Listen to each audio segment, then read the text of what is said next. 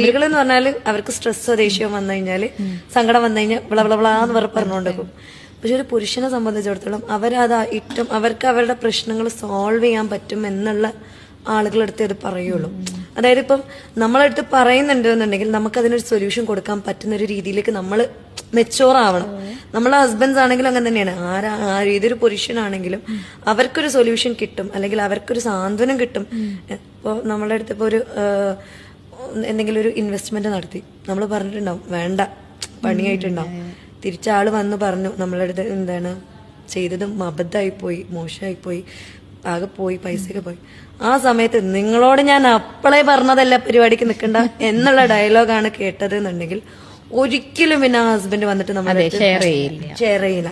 അപ്പൊ എന്താന്ന് വെച്ചാൽ ഏതൊരു സാഹചര്യത്തിലും ഇപ്പൊ ഒരു വൈഫിനാണെങ്കിലും ഒരു ഹസ്ബൻഡിനാണെങ്കിലും അവരുടെ സിറ്റുവേഷൻ നോക്കി ഇപ്പം നമ്മള് ഇപ്പൊ ഒരു വൈഫ് ഭയങ്കര ഹാപ്പി ആയിട്ടുള്ള ഒരു സിറ്റുവേഷൻ ആണ്, ഹസ്ബൻഡ് ഭയങ്കര ഡള്ളായിട്ടാണ് എന്നുണ്ടെങ്കിൽ അവരുടെ ആ ഒരു സിറ്റുവേഷനിലേക്ക് ഇറങ്ങി കാര്യങ്ങൾ അന്വേഷിക്കുക എന്ന് പറഞ്ഞാൽ പിന്നാലെ നടന്ന് ചൊറിഞ്ഞു നടക്കുക എന്നുള്ളതല്ല.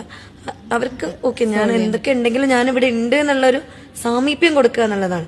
ഒരുപക്ഷെ ആ ഒരു സാമീപ്യം ഉണ്ടെങ്കിലേ അവരത് കാര്യങ്ങൾ പറയുള്ളൂ.